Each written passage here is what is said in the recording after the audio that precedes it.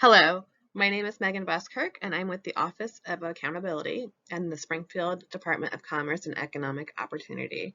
This presentation is about grantee audit requirements. Grantee audit requirements are created when a grantee receives grant funding from the state of Illinois, whether it's state funds or federal pass-through funds, during the grantee's fiscal year end. It's a four-step process in the grantee portal. Step 1 is to complete an audit certification form. Step 2 is to complete a consolidated year-end financial report. We also call that a CIFR. Step 3 is to submit the audit report and other documents created. Step 4 is to submit a data form. This is pursuant to Article 15 of the grant agreement, and also in the Illinois Admin Codes, it's 44 IL Admin Code 7000.90. Step 1 is the certification form.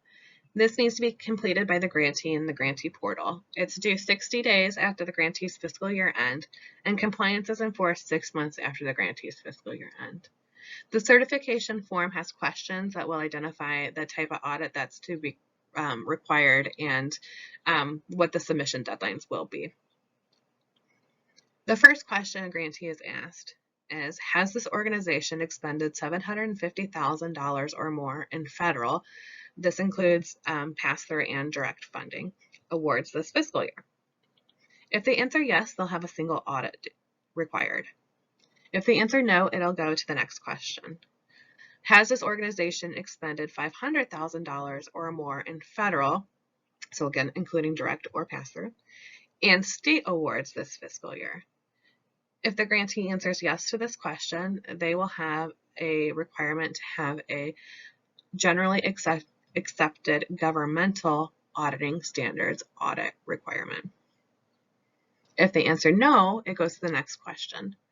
Has this organization expended $300,000 or more in federal, again, including direct or pass-through, and state awards this fiscal year?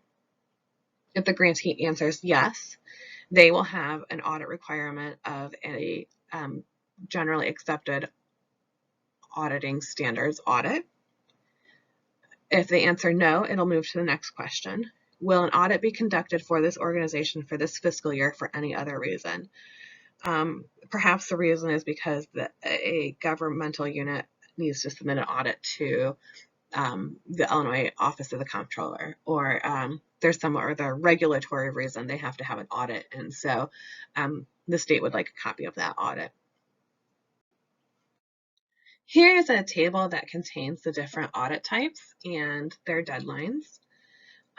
If the grantee has expenditures of federal awards, direct or pass-through of $750,000 or more, they have a single audit, and that's due 9 months after the grantee's fiscal year end and submitted to the Federal Audit Clearinghouse. If they have less than $750,000 or more, their audit's going to be due 6 months after the grantee's fiscal year end.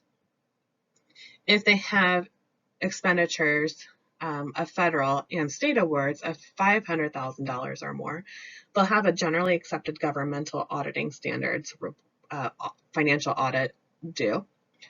If they have total expenditures of $300,000 or more of direct or pass-through federal and state awards, they'll have a generally accepted auditing standards financial statement audit due.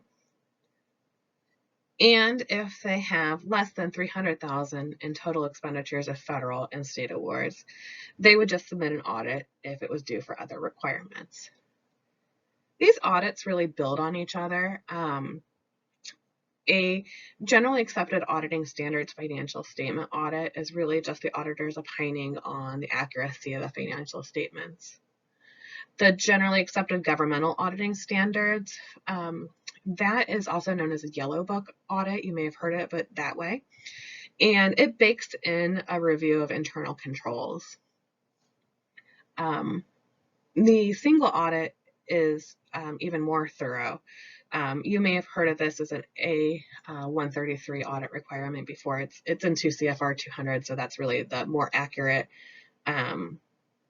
location now. But This is going to identify major programs, test those major programs for compliance requirements, and the audit report's also going to have components of the generally accepted governmental auditing standards and generally accepted auditing standards audits. Step 2 is the Consolidated Year-End Financial Report. This is completed by the grantee in the grantee portal. It's due with the audit report submission. It also requires it in relation to opinion from the auditor. So is the CIFR, is the Consolidated Year-End Financial Report accurate in relation to the financial statements?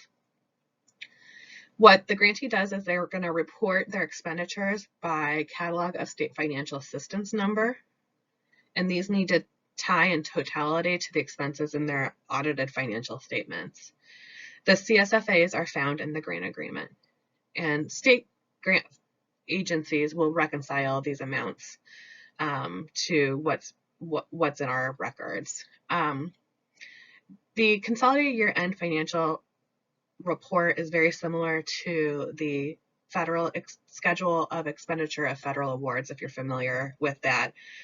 The CFA reports expenditures by CFDA number, which is a federal number. The CIFR is reporting expenditures by the CSFA, the state financial assistance number. Step 3 is the package upload. This is due by the deadlines identified in Step 1, the audit certification questionnaire. So for a single audit, the audit report and corrective action plans will actually be uploaded to the Federal Audit Clearinghouse. Our system, the Audit Report Review Management system, will import those from the Federal Audit Clearinghouse, and the grantee is not required to do anything with those. However, the grantee will be required to submit the management letter, the Consolidated Year-End Financial Report in relation to opinion, along with the schedule, and the auditor's peer review letter to the portal. If it's a generally accepted auditing standards audit or a generally accepted governmental auditing standards audit, the grantee must upload all of these components to the grantee portal. So this is the audit report, the corrective action plans, management letters, the consolidated year-end in relation to opinion, along with the schedule, and the audit firm's peer review letter. Step 4 is the data form. This is due by the deadline identified in Step 1, audit certification. For single audits, again, this is pulled from the Federal Audit Clearinghouse. Nothing is required to be submitted directly to the Illinois grantee portal.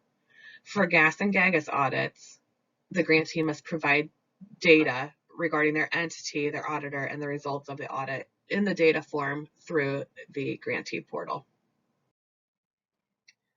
So compliance with these requirements is enforced. The first step is after 15 days of noncompliance, DCEO will send a letter and will lock the noncompliant entity at DCEO. This means that DCEO can't make grant payments to the grantee, can't execute a grant agreement with the grantee, and can't modify an existing grant agreement. If the grantee still does not comply, now 30 days after the deadline, DCEO will send a noncompliance letter and place the entity on a Illinois Stop Pay list. This means that all state agencies now can't make grant payments to the grantee, execute a grant agreement with the grantee, or modify an existing grant agreement. Obviously, we don't want this to happen. The system is sending reminders out about deadlines. But if it does happen, please note that the non-compliance letters are uploaded to the audit record in the portal, and you'll also be receiving an email. We have 2 other tips to help ensure your compliance. Grantees must maintain current and accurate contact lists in the portal. That's just so the right people are being communicated with at all times. And the grantee must ensure the portal has accurate fiscal year end dates. It should be in month, day format. With that, I'm going to open up the field for questions. I did want to provide one resource for you. There is an audit report review manual that'll help you through this process. It's found at www.grants.illinois.gov, and it's in the resource library. Thank you for your time.